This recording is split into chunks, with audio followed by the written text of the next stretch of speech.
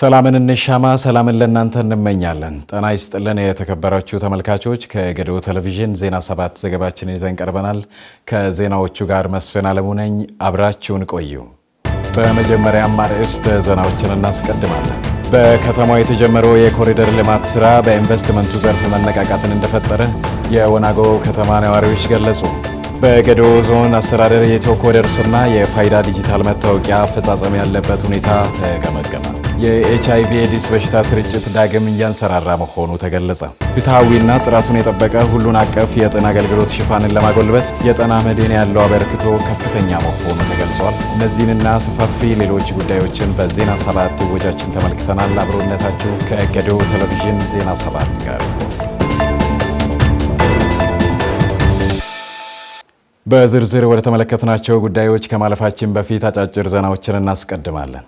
በደቡብ ኢትዮጵያ ክልል የመኸር ሰብሎችን የመሰብሰብ ስራ እየተከናወነ ነው። የደቡብ ኢትዮጵያ ክልል ግብርና ቢሮ በ2017-18 የመኸር ወቅት ሰብሎችን የመሰብሰብ ስራ ተጀምሯል። የክልሉ ግብርና ቢሮ ምክትል ኃላፊና የእርሻ ልማት ዘርፍ ኃላፊ አቶ አድማሱ አወቀ እንዳሉት በመኸር ወቅት 767424 ሄክታር መሬት በዓመታዊ ሰብሎች ተሸፍኗል። አሁን ላይ የምርት አሰባሰብ ስራ መጀመሩን ገልጸው እስካሁን በዓመታዊ አዝርዕትና ሆርቲካልቸር ሰብሎች 23312 ሄክታር መሬት ላይ የተዘራው ምርት መሰብሰቡን ጠቁመዋል። በዚህም እስካሁን ከተሰበሰበው 19161 ሄክታር መሬት ላይ 1,148,533 ኩንታል ምርት መገኘቱንም አንስተዋል። በምርት ዘመኑ ከዓመታዊ ሰብሎች ከ36,640,000 ኩንታል በላይ ምርት ለማግኘት መታቀዱንም አመላክተዋል። በተጨማሪም ከፍራፍሬ ሰብሎች እስካሁን በተሰራው ስራ 344750 ኩንታል እና ከእንሰት ሰብል እስካሁን 375000 ኩንታል ምርት መሰብሰቡን ገልጸው ይህም ተጠናክሮ እንደሚቀጥል ተናግረዋል። በምርት አሰባሰብ ወቅት ብክነት እንዳይኖር በባለሙያዎች የክትትልና ድጋፍ ስራዎች እየተከናወኑ መሆናቸውንም አስረድተዋል። ዘገባው የፋና ሚዲያ ኮርፖሬሽን ነው። ኢትዮጵያና ፈረንሳይ በኤሌክትሪክ መስመር ዝርጋታ በትብብር ለመስራት ተስማሙ። ኢትዮጵያና ፈረንሳይ በመካከለኛ የኤሌክትሪክ ኃይል መስመር ዝርጋታ ዘርፍ በትብብር መስራት የሚያስችላቸውን ስምምነት ተፈራርመዋል። ስምምነቱ የኢትዮጵያ ኤሌክትሪክ አገልግሎትና የፈረንሳይ ኤሌክትሪክ አገልግሎት ኢዲኤፍ አመራሮች ተፈራርመዋል። የፊርማ ስነ ስርዓቱ በፈረንሳይ ፓሪስ እየተካሄደ ከሚገኘው የኢትዮጵያና አውሮፓ ህብረት ኢንቨስትመንት ፎረም ጎን ለጎን ነው የተካሄደው። በስምምነቱ መሰረት ሁለቱ ተቋማት በመካከለኛ መስመር ዝርጋታና ኃይል ሳይቋረጥ የኤሌክትሪክ መስመሮችን መጠገን በሚቻልባቸው ሁኔታዎች ላይ በትብብር የሚሰሩ ይሆናል። በተጨማሪም በቴክኒክና ስልጠና ድጋፍ፣ በግብዓት አቅርቦት፣ በአቅም ግንባታና የብድር ስምምነትን ጨምሮ በሌሎች ዘርፎች ላይ በትብብር እንደሚሰሩ ተገልጿል። የአገልግሎቱ ዋና ስራ አስፈጻሚ ኢንጂነር ጌቱ ገረመው ስምምነቱ የተቋሙን የቴክኒክ አቅም በማጠናከር ደህንነቱ የተጠበቀና አስተማማኝ የኔትወርክ ጥገና ለማከናወን ያስችላል ብለዋል። ይህም የኤሌክትሪክ ኃይል ተደራሽነትን ይበልጥ በማጠናከር የኃይል ዘርፉን ለማዘመን ከፍተኛ ሚና እንደሚጫወት ነው ያስረዱት። በሌላ በኩል አገልግሎቱ ቴምስ ኤሌክትሪካል ከተሰኘ የኬንያ ድርጅት ጋር የኤሌክትሪክ መሰረተ ልማት ግብዓቶችን በኢትዮጵያ ማምረት በሚቻልበት ሁኔታ ላይ ተወያይተዋል። በዚህም ቴምስ ኤሌክትሪካል የኤሌክትሪክ መሰረተ ልማት ግብዓቶችን በኢትዮጵያ ማምረት ፍላጎት እንዳለው መግለጹን የአገልግሎቱ የኮሚዩኒኬሽን ስራ አስፈጻሚ አንዋር አብራር ገልጸዋል። ዘገባው የፋና ሚዲያ ኮርፖሬሽን ነው። እየተከታተላችሁ የምትገኙት ከገዶ ቴሌቪዥን ወደ እናንተ እየደረሰ የሚገኘውን የዜና 7 ወጃችንን ነው። አሁንም ቆይታችሁ ከኛ ጋር ይሁን። በዝርዝር ወደ ተመለከትናቸው ጉዳዮች እናልፋለን። በገዶ ዞን አስተዳደር የኢትዮ ኮደርስና የፋይዳ ዲጂታል መታወቂያ አፈጻጸም ያለበት ሁኔታ ተገመገመ። የዞኑ ስትሪንግ ኮሚቴ በቀጣይ በከፍተኛ ትኩረት ሊሰራ የሚገባ ጉዳይ ስለመሆኑም በውይይቱ ተመላክቷል። ተስፋዬ ጎበና አዘጋጀው ዘገባ እንደሚከተለው ይቀርባል። የገዶ ዞን ሳይንስና ቴክኖሎጂ ኢንፎርሜሽን መምሪያ ኃላፊ እንደተናገሩት በዞኑ 5 ሚሊዮን ኢትዮ ኮደርስ ፋይዳ ዲጂታል መታወቂያ ስራ ንቅናቄ ተደርጎ ከተሰራ ወዲህ በሁሉም መዋቅሮች መሻሻል መኖሩን ገልጸዋል። የገዶ ዞን ቴክኒክና ሙያ መምሪያና የገዶ ዞን ብልጽግና ፓርቲ ተወካይ በዞኑ ባሉ አራቱም ቴክኒክና ሙያ ስልጠና ኮሌጆች ላይ መሰረተ ልማት የማመቻቸት ስራና ሌሎች አስገዳጅ ሁኔታ ተቀምጦ እየተሰራ ያለበት አግባብ እንዳለም አንስተዋል። የክልሉ ምክትል ርዕሰ መስተዳድር ባስቀመጡት ዳይሬክሽን መነሻ መድረክ እንዲፈጠር የተደረገበት ሂደት ስለነበረ ያንን ሂደት እኛም ተከትለን ሳንቆይ ወዲያው መድረክ ፈጥረናል። ከዞን አስተዳደር በጀት ተፈቅዶልን ከ100,000 ብር በላይ በጀት ተሰጥቶ ይሄ መድረክ ከወረዳ ባለድርሻ አካላት ሁሉም ስትሪንግ ኮሚቴ በወረዳ ደረጃና በከተማ አስተዳደር ያሉ ስትሪንግ ኮሚቴዎች በተገኙበት በሁለተኛ ደረጃ ደግሞ መምህራንንም ጭምር በተለይ በትምህርቱ ዘርፍ ላይ የሚሰሩ ርዕሳነ መምህራንንም እንዲሁም ደግሞ የትምህርት ጽሕፈት ቤት ኃላፊዎችንም ጭምር ያካተተ ሰፋ ያለ የንቅናቄ መድረክ ነው ያካሄድነው። በዞኑ በቡና ሳይት የሚሰሩ ሰራተኞችን ጨምሮ በጊዜያዊና ቋሚ የስራ ዕድል የሚፈጠርላቸው ሁሉ ፋይዳ ዲጂታል መታወቂያ መያዝ እንዳለባቸው አስገዳጅ ሁኔታ ተቀምጦ እየተሰራ መሆኑን ተናግረው በፋይዳ ላይ ያለውን የእቅድ ክንውን አብራርተዋል። መደበኛ እቅዳችን ያው ከ500 ሺህ በላይ ዜጎች የፋይዳን መታወቂያ ዲጂታል ተጠቃሚ እንዲሆኑ ክልሉ የሰጠን እቅድ አለ። ያንን እቅድ መነሻ በማድረግ ለሁሉም የመዋቅሮች ለ13ቱ መዋቅር ሸንሽንን ያው ወደ ታች አውርደን ያው በንቅናቄ ተግባሩ እየተመራ ነው ያለው። እሱ ብቻ ሳይሆን በዞን ማይከልም አጠቃላይ እንደ ዞን ከ20 ሺህ በላይ የመንግስት ሰራተኞች እጃችን ላለ አጠቃላይ እንደ ዞን ማለት ነው። ይህንን ደግሞ እያንዳንዱ መምሪያ ኃላፊዎች እያንዳንዱ የፓርቲ አመራሮች በተቋም ደረጃ ከራሳቸው ጀምረው ይህንን ግንባር ቀደሙ ነው መምራት እንዳለባቸው የጋራ ተግባቦት ተፈጥሮ አንዱ ፋይዳንም ኢትዮ ኮደርስንም የአመራሩ መለኪያ አድርገን በነገራችን ለስንመራ የነበረው ማለት ነው። ውስጥ ላሉ ለተቋሙ ማህበረሰብም ቢሆን በወረዳ ላሉ አመራሮችም ቢሆን ለአጠቃላይ ለወጣቱም የህብረተሰብ ክፍል የግንዛቤ ማስጨበጫ ስራ በስፋት የሰራንበት ሁኔታ አለ። ከዚህም ጋር ተያይዞ ደግሞ የኢንፍራስትራክቸሮችን ምቹ የማድረግ ስራ በስፋት ሰርተናል። ለምሳሌ ዲላ ፖሊ አሁን ግቢ ከረገጣችሁ የትም ቦታ ላይ የኢንተርኔት አክሰስ ማግኘት ይቻላል። የትም ቦታ ተማሪ በሚመቸው ቦታ ሆኖ መማር እንዲችል ስልጠናውን ማግኘት እንዲችል አጠቃላይ ግቢው አክሰሰብል ነው። ዛሬም ቢሆን ያው ስትሄዱም ቼክ ማድረግ ትችላላችሁ። ግቢ ከገባ የትም ቦታ ላይ ሆኖ ዛፍ ስርም ቁጭ ብሎ ከቻሉ ክላስ ገብተው ካልሆነም ደግሞ በራሳቸው ዲቫይስ የትም ቦታ ላይ ሆኖ መሰልጠን እንዲችሉ ሰፊ የሆነ ኢንተርኔት አክሰስ የተዘረጋበት ሁኔታ አለ። የግዶ ቴሌቪዥን ስራ አስኪያጅ በበኩላቸው በኢትዮ ኮደርስና ፋይዳ ዲጂታል የሚሰሩ የተለያዩ ስራዎችንና ማስታወቂያዎች እያሰራጩ መቆየታቸውን ገልጸዋል። አሁን ላይ መደበኛ ስርጭት በመጀመሩ የእቅድ አካል ተደርጎ በየዕለቱ እንደሚሰራም ተናግረዋል። አሁን መደበኛ ስርጭት ከጀመርን ወዲህ የዕለታዊ ዜናዎች አካል ለማድረግ ጥረት እያደረግን ነው። ወደ ህዝቡ በመሄድ ተመዝግባቸዋል ወይ አስፈላጊነቱ ላይ ገለጻዎች እንዲሰጡ በማድረግ የዜና አካል የፕሮግራም አካል እንዲሆን እየሰራን አለን ማለት ነው። የጌዶ ዞን አስተዳደር ጽሕፈት ቤት ኃላፊ ሁለቱም ከፍተኛ ጥቅም ያላቸው ጉዳዮች መሆናቸውን ጠቅሰው ከተቀመጠው አቅጣጫ አንጻር ከስራ መደራረብ ጋር ተያይዞ በስትሪንግ ኮሚቴ ክፍተት መኖሩን አንስተዋል። በአሁን ጊዜ ዲጂታል መታወቂያን በሚመለከት ህብረተሰቡ ዘንድ ክፍተት አለመኖሩን ጠቁመው አንዳንድ አካባቢዎች የኔትወርክ ችግር የነበረ ቢሆንም ከሳፋሪኮም ኔትወርክ ጋር በመሆን ችግሩን እየቀረፉት መሆናቸውን ገልጸዋል። አብዛኛውን ጊዜ እንደ ችግሮች ሲነሳ የነበረው የኔትወርክ ችግር ነው። አብዛኛው ቦታ ላይ በተለይ መዋቅሮች አካባቢ የኔትወርክ ችግር አለ። ከዚህ በላይ መሄድ እንችል ነበር። ኔትወርኩ የተቆራረጠ ነው። በአብዛኛው በተለይ ይሄ 4G ያልደረሰባቸው አካባቢዎች ላይ በጣም ይቸገራሉ።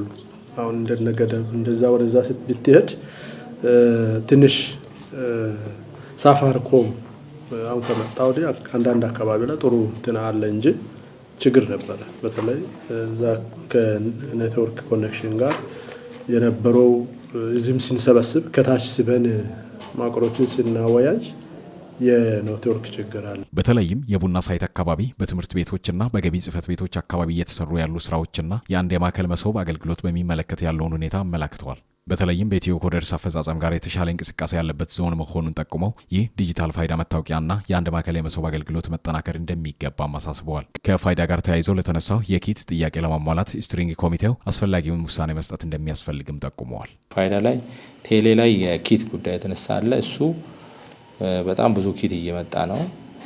ሁለተኛ የኪት ሞቢሊቲም ችግር አለ።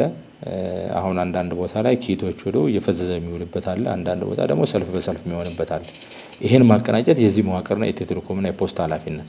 በከተማው የተጀመረው የኮሪደር ልማት ስራ በኢንቨስትመንቱ ዘርፍ መነቃቃትን እንደፈጠረላቸው የወናጎ ከተማ ነዋሪዎች ገለጹ። ከተማዋ በአስተዳደር መዋቅሯ የመልማት ተስፋዋን እያገኘች እንደሆነም ተገልጿል።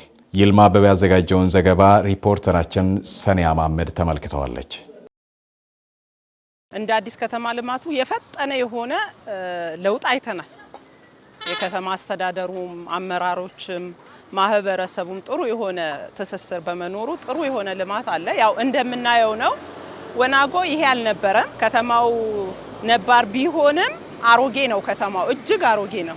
አሁን ግን በመልማት እንቅስቃሴ ጥሩ የሆነ እንቅስቃሴዎች እየታዩ ነው። አቶ ተመስገን በኃይሉ የወናጎ ከተማ ነዋሪ ናቸው። በከተማ ውስጥ ባለ 4 ወለል ህንጻ ግንባታ ጀምረው ለተወሰነ ጊዜ አቁመው እንደነበረ አንስተው በአሁኑ ወቅት በተጀመረው መልካም ዕድል ግንባታውን በማስቀጠል ህንጻውን ለአገልግሎት ለማብቃት እንደተነሳሱ ተናግረዋል። የተጀመረው ስራ በዚህ አዲስ አመት ላይ በወናጎ የተያየው ነገር እሱም በፕሮጀክት በኩል እየተሰራ ያለው ስራ እንዲሁም የኮሪደርም ስራ በበቁ ሁኔታ እየተሰራ የሚገኘው የኛም ስራውን ከዚህ በፊት ቆሞ ነበረውና አሁን ግን ተጀምሯል። ከተጀመረው በጥሩ መንገድ እየሄደ ነው። እሱ ብቻ ሳይሆን ግን ከዚህም በኋላም ደግሞ በርካታ ነገር እንሰራለን ብለን እናስባለን። ሌላኛው የከተማ ባለሀብት አቶ ቦጋለ ደቀቦ ከዚህ ቀደም በከተማው የነበረው የልማት ስራዎች በመቀዛቀዙ ወደ ሌላ አካባቢ በመሄድ ለንግድ የሚሆን ተቋማትን ለመገንባት አቅዶ እንደነበር በመግለጽ አሁን ላይ በከተማው የተጀመሩ የልማት እንቅስቃሴዎች ወደ ሌላ አካባቢ የሚያደርጉትን ስራ እዚሁ እንዲያከናውኑ እንዳነሳሳቸው አንስተዋል። የወናጎ ከተማ ብዙ ዘመን ምንም ለውጥ ሳይ ሀብት እያለ ልማት እያለ ማድረግ የሚገባ መሰራት የሚገባ ሳይሰራ ብዙ ዘመን የቆየ ከተማ ነው። በአጭር ጊዜ ውስጥ እኔ ልማቱን ከራሴ ጀምራለሁኝ፣ አለማለሁኝ፣ ልማት አሳያለሁኝ፣ ለፎቅ የሚሰጥ የሚሆነውን ቦታ ስጡኝ ብዬ በአደባባዩ ላይ ፎቅ ተክያለሁ። በከተማው ነዋሪዎች ዘንድ ለረጅም ጊዜ ጥያቄ ሆኖ የነበረው የከተማ አስተዳደርነት ጥያቄ መልስ ካገኘ ወዲህ ዘርፈ ብዙ የልማት ስራዎች መከናወን መጀመሩና ይህም በህብረተሰቡ ውስጥ ከፍተኛ መነቃቃትን እንደፈጠረ የወናጎ ከተማ የማዘጋጃ ቤት አገልግሎት ስራ አስኪያጅ አቶ ገብሬ አሰፋ ገልጸዋል። ወናጎ ከሌሎች በሀገራችን ኢትዮጵያ ካሉ ትላልቅ ከተሞች ጋር በዕድሜ የሚወዳደር ከተማ ሆኖ የተቆረቆረ ከተማ እንደሆነ ነገር ግን አሁን በቅርብ ጊዜ ከተማ አስተዳደር ሆና 2014 አካባቢ ላይ በሙሉ አቅማ ወደ ስራ ከገባች በኋላ እጅግ ታላላቅ ለውጦችን በከተማው እያስተዋለን ያለንበት ሁኔታ እንዳለ ለማንሳት ነው። በከተማው እየተካሄደ ያለው የኮሪደር ልማት ስራዎች የከተማውን ፕላን ከማስጠበቅ ረገድ ያለው ሚና የጎላ እንደሆነም አቶ ገብሬ ጨምረው ገልጸዋል። ኮሪደር ልማት ስራን እጅግ ባልተጠበቀ መልኩ የፕላን ችግሮች ነበሩብን። እነዛን የፕላን ችግሮችን ከበላይ አካል ጋር በደንብ በመነጋገር ሙያዊ ማስተካከሎችን ካደረግን በኋላ በአጭር ጊዜ 3 ወር ውስጥ ባልሞላ ጊዜ ኮሪደርን 1 ኪሎ ሜትር ማጠናቀቅ እየቻልን ያለንበት ሁኔታን አሁን እያየን ነው። በከተማው ደረጃ የኢንቨስትመንት ፍላጎት ላላቸው ኢንቨስት ለማድረግ ለሚፈልጉ ባለሀብቶች ከይገባኛል ነፃ የሆነ መሬት ከማቅረብ ጀምሮ አስፈላጊውን ሁሉ ለማድረግ ዝግጁ መሆናቸውን የተናገሩት ደግሞ አቶ አስራት በየነ የወናጎ ከተማ ከንቲባ ናቸው። እየጠበቅን ያለን ብለን ስንል ዝም ብለን በባዶ አይደለም። ሰፋፊ የከተማ መሬቶች ከይገባኛል ነፃ የሆኑ መሬቶችን ጭምር በማዘጋጀት እንደሆነ ታውቆ ለዚህ መሳተፍ የሚፈልግ ማንኛውም ኢንቨስተር መጥቶ ከተማን ማልማት ከኛ ጋር መስራት ቢፈልግ ዝግጅታችን የተጠናቀቀና እጃችንም ዘርግተን ልባችንም ከፍተን በራችን ክፍት እንደሆነ ለማሳወቅና ወናጎን ኑ በጋራ እናልማ። በሸቀጣሸቀጥ በቡናና በሆቴልና ቱሪዝም ዘርፍ የገበያ እድል ያለው ከተማ በመሆኑ በኢንቨስትመንት ዘርፍ ለሚሰማሩ ባለሀብቶች አካባቢው ተመራጭ እንደሆነም ከንቲባው ተናግረዋል። መሰረተ ልማት ስራዎች በመንገድ፣ በማብራት፣ በውሃ የከተማ ነዋሪ የከተማ ስራ ኃላፊዎችና የመንግስት ሰራተኞች ከተማን ለማልማት ለሚመጡ ወይንም አለሁ ብሎ ለሚመጡ አካላት አቀባበል ከማድረግ አንጻር ከፍተኛ ዝግጅት እያደረገ ያለንበት ሁኔታ ነው ያለው። የኤችአይቪ ኤዲስ በሽታ ዳግም እያንሰራራ መሆኑ ተገለጸ። አሳሳቢ የሆነ የመጣውን የኤችአይቪ ኤዲስ ስርጭትን ለመቀነስ በትኩረት እየሰራ እንደሚገኝ የይርጋ ጨፌ ወረዳ ጤና ጥበቃ ጽሕፈት ቤት አስታውቋል። አማከለሽ ሽብሩ ዝርዝሩን ተመልክተዋለች። ጤና ጽሕፈት ቤቱ በሽታውን ቅድመ መከላከል ላይ ትኩረት አድርጎ እየሰራ ሲሆን ከተለያዩ ከግልና ከመንግስት ተቋማት ጋር በጋራ በመሆን ስርጭቱን ለመቀነስ በማህበረሰቡ ውስጥ ግንዛቤ የማስጨበጥ ስራ በማከናወን ላይ መሆናቸውንም ገልጸዋል። እንደ ይርጋ ጨፌ ከተማ ጤና ጽሕፈት ቤት ከተለያዩ አጋሮች ጋር በመሆን የመጀመሪያ የማህበረሰቡን ግንዛቤ የማስጨበጥ ስራ በደንብ ይሰራል።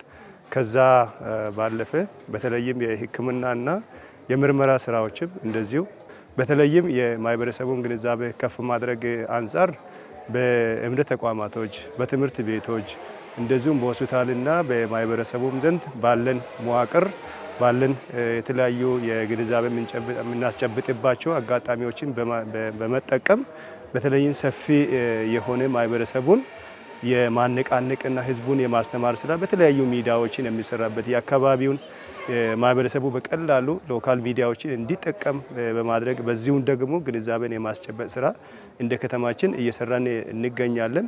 የኤችአይቪ ቫይረስ ስርጭት በከፍተኛ ደረጃ እየጨመረ መምጣቱን አሃዛዊ መረጃዎች ቢያሳይም ነገር ግን በማህበረሰቡ ውስጥ ከፍተኛ መዘናጋት እየተስተዋለ እንደሆነ የገለጹት አንዳንድ የከተማዋ ነዋሪዎች ራሳቸውን ከበሽታ ለመከላከል ጥንቃቄ በማድረግ ላይ መሆናቸውንም ተናግረዋል። መድኃኒት የሌለ ገዳይ በሽታ መሆኑን ሰዎች ባለማወቁ የተነሳ በተለያዩ መንገድ ያው በግብረ ስጋ ግንኙነት ንጽህና በስለት ባለው ነገር ጥንቃቄ ካላደረግን ያው በሽታ መያዝ እንችላለን። ስለዚህ በየቤተ እምነቱም ሆነ በየመስሪያ ቤቱም በየትምህርት ቤቱም በየትኛውም ቦታ በዚህ በሽታ ላይ ያው ሰዎች እንዳይጠቁ እንዳይያዙ ማለት ነው። መንግስትም የሚያደርገው ድጋፍ ብዙ ነው። ክትትልም ያው ወደ ታችም ደግሞ ያወረዱ ነው። ወደ ታችም ደግሞ ያሉት አካላት በየቤተ እምነቱም ሆነ በየትምህርት ቤቱ በየመስሪያ ቤቱ በቂ ግንዛቤ እንደሚሰጥ እናያለን። ኤችአይቪ ቫይረስ የሰውነት በሽታ የመከላከል አቅም በመቀነስ የሚያጠቃ መሆኑን የገለጹት የጤና ባለሙያዎች ማህበረሰቡን ከማስተማር አንጻር በትኩረት እየሰሩ መሆናቸውንም ገልጸዋል። ኤችአይቪ ላይ ያው ማህበረሰቡ ላይ እንደ ሀገር ላይ ኤችአይቪ ማህበረሰቡን ግንዛቤ በጣም አናሳ ነው አለ ነው። ምናልባት ገጠርም የከተማ ማህበረሰብ ኤችአይቪ የጠፋ ይመስላል። ገጠርም ከተማም ኤችአይቪ ስርጭቱ በጣም እንደ ሀገርም ከፍተኛ ስርጭት አለ። እንደ ከተማም ደግሞ በየከተማ ከተማ እየለየ ስርጭቱ በጣም እየጨመረ ነው አለው። ከድሮ ገጠርም ከተማም ስርጭቱ ቁጥር በጣም እየጨመረ ነው። እንደ ሀገር 0.9% ነው ስርጭቱ ናሽናሊ። ነገር ግን እንደኛ ዞን ከአንድ 0.1 በላይ ነው ስርጭቱ ያለ ማለት ነው። ከኛ በኩል የምናደርገው ጠዋት ትምህርት እየሰጠን ነው ለማህበረሰብ። ጠዋት የግንዛቤ ትምህርት ጠዋት ጤና ትምህርት አለ። ማህበረሰቡ በእያንዳንዱ ዲፓርትመንት ላይ ይሰጣል ጤና ትምህርት ማለት ነው። በቀበሌ ደረጃም በየቀበሌ በየቀጠናም ጤና ኤክስቴንሽን ተግባር ላይም በኤችአይቪ ስርጭት ላይ ሰዎቹ ራሳቸውን እንዲከላከሉ ራሳቸውን እንዲጠበቁ ማህበረሰቡ ቅስቀሳም እያደረገን ትምህርት እየሰጠን ነው። እሱም ብቻ ሳይሆን ትምህርት ቤት ላይም በደንብ እየሰራ ነው። አብዛኛ በዚህ በሽታ አምራች ዜጋ ናቸው የዚህ በሽታ ሰለባ የሆኑ አሉ። ኤችአይቪ ቫይረስ በሽታ በደም ውስጥ መኖሩና አለመኖሩ የሚታወቀው ወደ ጤና ማዕከላት በመሄድ በመመርመር ብቻ መሆኑን የገለጹት ጤና ባለሙያዎቹ ሁሉ ሰው ወደ ጤና ማዕከላት በመሄድ ራሳቸውን እንዲያውቁና እንዲጠነቀቁ መልእክታቸውንም አስተላልፈዋል። ኤችአይቪ አሁንም ቢሆን የህዝባችን ችግር ነው። ማህበረሰቡ ከዚህ ከኤችአይቪ በሽታ ራሱን ለመጠበቅ በመጀመሪያ ማንኛውም ሰው በሽታ ይኖር አይኖርበት የሚለውን ነገር የሚታወቀው በምርመራ ብቻ ስለሆነ በራሱም ተነሳሽነትም ሆነ በባለሙያ አነሳሽነት በሚደረገው ምርመራ በመሳተፍ ከየትኛውም ከስለታማ የሆነ ነገሮችን በጋራ ያለመጠቀም እነዚህን ነገሮች ላይ ጥንቃቄ እንዲያደርግ በአንድ ለአንድ በማይወሰነው የግብረ ስጋ ግንኙነት እንዳይደረግ እነዚህ ተጋላጭ ከሆኑ ከበሽታ ካለባቸው ሰዎች ጋር በተለያዩ ጊዜ የሚደረገው ንክኪ ጥንቃቄ እንዲደረግና ምርመራ እንዲያደርግና ራሱን እንዲያውቅ ከየትኛውም ደግሞ ስርጭት ራሱን እንዲጠብቅ በዚህ አጋጣሚ እንደ ከተማ አስተዳደር ጤና ጽሕፈት ቤት መልእክት ማስተላለፍ እፈልጋለሁ። ኤችአይቪ ቫይረስ ካልታከመ ወደ ኤድስ በሽታ ሊያመራ የሚችል ገዳይ በሽታ በመሆኑ ማህበረሰቡ ጥንቃቄ ማድረግ እንዳለባቸውም የይርጋ ጨፌ ከተማ የመጀመሪያ ደረጃ ሆስፒታል ኃላፊ ገልጸዋል። አንድ ግለሰብ ራሱን ከኤችአይቪ እንዲጠብቅ የሚያስችሉ ትምህርቶችን ተግባራዊ ካላደረገ ለበሽታው ተጋላጭ የሚሆን የህይወት አኗኗር ካለው በማንኛውም አጋጣሚ ለበሽታው ልጋለጥ እችላለሁ ብሎ ራሱን የማይጠብቅ የማይጠነቀቅ ከሆነ በበሽታው የመያዝ እድሉ ሰፊ ነው ማለት ነው። ከነዚህ ሁኔታዎች አንፃር የሚመለከታቸው ሴክተሮች የጤና ባለሙያ የጤና ሴክተር ብቻ ሳይሆን ሌሎችም ሴክተሮች ይሄንን የዚህን በሽታ ስርጭት ለመከላከል የተቻላቸውን ሁሉ እየሰሩ ናቸው። ማንኛውም ህብረተሰብ ይሄንን ተገንዝቦ ትልቁን እርምጃ መውሰድ ያለበት የባህሪ ለውጥ ማምጣት ተገቢ ነው የሚሆነው። ፍትሐዊና ጥራቱን የጠበቀ ሁሉን አቀፍ የጤና አገልግሎት ሽፋንን ለማጎልበት የጤና መድን ያለው አበርክቶ ከፍተኛ መሆኑ ተገለጸ። የዲላ ከተማ ጤና መምሪያ የባለፈው ዓመት አፈጻጸምና የበጀት ዓመቱን እቅድ በሚመለከት መድረክ አካሂዷል። ይሳቅ አበበ ዝርዝሩን ተመልክቶታል። የማህበረሰብ አቀፍ የጤና መድን ተጠቃሚ በመሆናቸው የጤናን አገልግሎት በፈለጉት ጊዜ እንዲያገኙ እንደረዳቸውና ከአቅማቸው በላይ ከሆነ ወጪ እንደታደጋቸው የገለጹት የአገልግሎቱ ተጠቃሚዎች ሁሉም ህብረተሰብ ተሳታፊ በመሆን የተሻለ የጤናን አገልግሎት እንዲያገኝ መልእክት አስተላልፈዋል።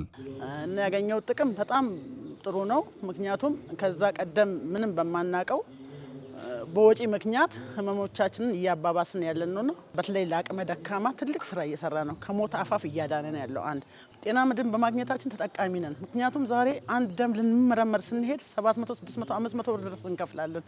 የሌለው ግን ቤት ይቀመጣል። ስለዚህ ጤና መድን አገልግሎቱ ጤና ጣቢያ ላይ በሚሰጠን አገልግሎት በጣም ጥሩ ነው። እኔ አልፈነት ጥላኦ ተነተና አጥባ የማህበረሰብ ጤና መድህን ተጠቃሚ በመሆኔ ከሆስፒታል ጀምሮ እስከ ሐዋሳ የሕክምናን አገልግሎት ማግኘት ችያለሁ። ሁሉም ህብረተሰብ የማህበረሰብ ጤና አገልግሎት ተጠቃሚ በመሆን ራሱን ከመጠን በላይ ከሆነ ወጪ እንድታደግ መልእክትን አስተላልፋለሁ። ኡናነኪ ቢሪ ከፈላነኪ ቢሪ ሚተቀነኪ ቆርሲናን ሰአከባኒ እንኳን ወገታ አካምዮ ህያኖጣ መልእክት ተነሳ ይሳን ዝቅተኛ የኑሮ ደረጃ ላይ ያሉትን የማህበረሰብን ክፍል የጤናን ሽፋን ከማዳረስ አንጻር ጤና መድን የሚያበረክተው ሚና ከፍተኛ ነው ያሉት የዲላ ከተማ ጤና መምሪያ ኃላፊ አቶ ዮናስ ዋቃዮ ናቸው። በ2017 ዓ.ም በተሰራው ጠንካራ ስራ በርካታ የከተማው ነዋሪዎችን የጤና መድን ተጠቃሚ ማድረግ መቻሉን በመግለጽ በ2018 ዓ.ም አባላትን የመጨመር ስራ ጠናክረው እንደሚቀጥሉ ገልጸዋል። 2017 ላይ ኦልሞስት ከ62000 የሚበልጡ ተጠቃሚዎችን በአምስቱም ጤና ጣቢያዎች ላይ በጥሩ ሁኔታ ፎርም ማድረግ ይችላል። ፓርቲያችንን ብልጽግና ደግሞ ሰው ተኮር ነው። ሰው ደግሞ ሲባል ይሄኛውን ኢኮኖሚ በጣም ዝቅተኛ ክፍል ያሉትን ተጠቃሚዎችን ወስዶ በትክክል አገልግሎት ሊሰጥ የሚደረጉ ጉዳዮች ላይ ያደረገበት ነው። ስለዚህ ይሄ በጣም ለ2018 በጥሩ ሁኔታ እንሰራለን ብለን ያቀድናቸው ነገሮች ናቸው። አሁን እንደ እቅድ አዲስ አበባንም ከ5000 በላይ ከ10000 ከምናምን የሚጠጋ አዲሳትም ኦልሞስት ወደ 18000 ምናምን የሚጠጋ ህዝቦችን ደግሞ አዲስ አበባንም እድሳትም እናደርጋ የዲያዳም በዚህ ዓመት እንለያለን ብለን እቅድ አድርገናል። በ2018 ህዳር ወርን ለማጥሜ አባላት ማፍራት ወር ብለን ወሰይመን ይህን አገልግሎት ፕላን አድርገን ነው የተንቀሳቀስን ያለ ነው። በጤና መድን በርካታ የማህበረሰብ ክፍሎች ተጠቃሚ እየሆኑ እንደሚገኙ የገለጹት የማዘጋጃ ቤት ኃላፊና የከንቲባ ተወካይ አቶ ማዘንጊያ እያቶ ይህን አገልግሎት ለማህበረሰቡ ተደራሽ ለማድረግ መንግስት በርካታ ተግባራትን መፈጸሙን በመግለጽ ይህም ተጠናክሮ እንደሚቀጥል አንስተዋል። 3634 የሚሆኑ የድሃዎች ያለምንም ወጪ የማህበረሰብ አቀፍ ጤና መድን ካርዳቸውን እንዲያድሱ አደረገ። እሱ ብቻ አይደለም። እንደ ከተማ አስተዳደር 1,091,000 ብር ወጪ በማድረግ 30% የማህበረሰብ አቀፍ የጤና መድህን ኮስት በመሸፈን ዜጎች በጤናው ዘርፍ እንዲጠቀሙ አድርገናል። በእነዚህ ጥረቶች ሁሉ በየአመቱ ከ50 እስከ 60 ሺህ የሚጠጉ ዜጎች እና ቤተሰቦች መጥተው በሕክምና ማዕከሎቻችን ከጤና ጣቢያ እስከ ሆስፒታል ድረስ እንዲጠቀሙ፣ እንዲታከሙ፣ ጤናቸው እንዲጠበቅ የማድረግ ስራ በስፋት ሰርተናል ማለት ነው። ጤና መድህን ለማህበረሰቡ እየሰጠ ያለው አገልግሎት ከፍተኛ እንደሆነ የገለጹት የመድረኩ ተሳታፊዎች በተለይ የጤና ተቋማት ለማይጠሜ ተጠቃሚዎች እየሰጡ ያሉት ቀልጣፋ አገልግሎት የሚመሰገን ነው ብለዋል። ማህበረሰቡን ወይም ቤተሰቡን በአንድ ጊዜ ክፍያ አመት ሙሉ ከዲላ እስከ ጥቁር አንበሳ ማሳከም ማለት የማይገኝ እድል ነው። ይሄ ባይዘው መንግስት ከሚያዝክ ለህብረተሰቡን ጤና ከሚጠብቅና የህብረተሰቡ ላይ በጣም ትኩረት አድርጎ ከሚሰራባቸው ስራ የማህበረሰብን ጤና መጠበቅ ነው። በመጨረሻም የ2018 ዓመተ ምህረት ጤና መድን ተጠቃሚ ማህበረሰቦች እድሳት እንዲፈጽሙ የጠቆሙት አቶ ዮናስ የጤና መድን አገልግሎት ተጠቃሚ ያልሆኑ ሰዎች ወደ ጤና ተቋም በመሄድ አባል እንዲሆኑ ጥሪ አስተላልፈዋል። ህብረተሰቡ በቀጣይ ላይ ማሰብ አለበት። በ2018 እቅድ ያደረግናቸው ነገሮች አንደኛ ይሄ እድል እንዳያመልጣቸው የህዳር ወር ውስጥ የማጠመ አባል የምናፈራበትና እድሳቱንም አዲስ አባላቶችንም ደግሞ የምናፈራበት ስለሆነ ማህበረሰቡ አቅራቢያ ወዳለው ቀጠናዎች ቀበሌዎች ጠጋ ብሎ ሄዶ አባላቶቻቸውን ሄደው አባል መሆን ይችላሉ። በእነዚህ ወራቶች ውስጥ ከዚህ ወራቶች ውጪ ሄደው አባሉን ብል አባል ለማድረግ እንቸገራለን እኛ። ስለዚህ ማህበረሰቡ ህዳር ወር ውስጥ ሙሉ ለሙሉ አገልግሎት የሚጠቀሙ ከዚህ የተጠቀሙት እድሳት የሚያደርጉበት አዲስ አባል ደግሞ ይሆናሉ ብሎ የማልፉት ደግሞ በየክፍለ ከተማው ባሉ ቀበላቶች ላይ ሄደው የራሱን የሆነ አባል ለመግባት ከፈለገ ሄዶ ማድረግበትን ነገሮችን የምናደርግ ነው። ይሄ እድል እንዳያመልጦት። ኢትዮጵያ የጤና አገልግሎት ጥራትና ተደራሽነትን ለማሻሻል ያከናወነችው ተግባራት በዓለም አቀፍ ደረጃ በተሞክሮነት ሊወሰድ የሚችል ነው አለ የዓለም ጤና ድርጅት። ዘገባውን ሰኒያ ማመድ ተመልክተዋለች። በዓለም ጤና ድርጅት በኢትዮጵያ በአፍሪካ ህብረትና የተባበሩት መንግስታት ድርጅት አፍሪካ ኢኮኖሚክ ኮሚሽን ተወካይ ፕሮፌሰር ፍራንሲስ ቺሳካት እንዳሉት ኢትዮጵያ የዜጎቿን የጤና አገልግሎት ጥራት ተደራሽነት ለማስፋት ያከናወነችው ተግባር የሚደነቅና በተሞክሮነት የሚወሰድ ነው። ፕሮፌሰር ፍራንሲስ ቺሳካት ለኢዜአ እንደተናገሩት ባለፉት ጥቂት ዓመታት ኢትዮጵያ በጤና ዘርፍ ትልቅ ምርታ አስመዝግባለች። በኢትዮጵያ ዜጎች ጥራት ያለው የጤና አገልግሎት እንዲያገኙ የመድኃኒትና የሕክምና ቁሳቁስ አቅርቦት ተደራሽ በማድረግ እንዲሁም በሀገር ውስጥ መድኃኒት በማምረት ላይ ስኬታማ ስራ እያከናወነች ትገኛለች ብለዋል። የዓለም ጤና ድርጅት ከኢትዮጵያ መንግስት ጋር በመተባበር ደህንነቱ የተረጋገጠ የጤና አገልግሎት ተደራሽ እንዲሆን የሚደረገውን ድጋፍ አጠናክሮ እንደሚቀጥል አረጋግጠዋል። ለድንገተኛ በሽታዎች ምላሽ ለመስጠት የሚሰራውን ስራ አጠናክረን እንቀጥላለን ብለዋል። በጤናው ዘርፍ ድርጅቱ ከኢትዮጵያ ጋር በቅርበት እየሰራ መሆኑን ጠቁመው ይህም ተጠናክሮ እንደሚቀጥል ተናግረዋል። በተለይም አፋጣኝ ምላሽ የሚፈልጉ በሽታዎችና ወረርሽኞችን ለመቆጣጠር ከኢትዮጵያ ጋር በመተባበር እየሰሩ መሆኑን ገልጸዋል። ለአብነትም ኮቪድ-19ን ለመከላከል ከኢትዮጵያ መንግስት ጋር በጋራ ስኬታማ ስራ መከናወኑን ተናግረዋል። ኢትዮጵያ በአፍሪካ የመድኃኒት ማምረቻ ማዕከል እንድትሆን እገዛ ማድረግ በሚቻልበት ሁኔታ ላይ እንገኛለን ብለዋል። ተመልካቾች ዜና 7 ዘገባችንን ከማጠቃለላችን በፊት አርዕስተ ዜናዎችን በድጋሚ እነሆ። በጌዴኦ ዞን አስተዳደር የኢትዮ ኮደርስና የፋይዳ ዲጂታል መታወቂያ አፈጻጸም ያለበት ሁኔታ መገምገሙ፣ በከተማው የተጀመረው የኮሪደር ልማት ስራ በኢንቨስትመንቱ ዘርፍ መነቃቃት እንደፈጠረላቸው የወናጎ ከተማ ነዋሪዎች መግለጻቸው፣ የኤችአይቪ ኤዲስ በሽታ ስርጭት ዳግም ማንሰራራቱን እንደቀጠለ መባሉና ፍትሐዊና ጥራቱን የጠበቀ ሁሉን አቀፍ የጤና አገልግሎት ሽፋንን ለማጎልበት የጤና መድን ያለው አበርክቶ ከፍተኛ ነው መባሉ፣ የኢትዮጵያ የጤና አገልግሎት ጥራትና ተደራሽነትን ለማሻሻል ያከናወነችው ተግባራት በዓለም አቀፍ ደረጃ በተሞክሮነት የሚወሰዱ ናቸው መባሉ። እነዚህ የሰዓቱ ዋና ዋና ዜናዎቻችን ነበሩ። ከመላው ስቱዲዮ ባለሙያዎች ጋር በመሆን ዜና 7 ዘገባችንን ወደ እናንተ ሳደርስ የቆየሁት እኔ መስፍን አለሙ ነበርኩ። በእኔ በኩል ዜና 7 ዘገባችን በዚሁ ያበቃል። ሰላምን እንሻማ፣ ሰላምን ለእናንተ እንመኛለን። መልካም ጊዜ ይሁን።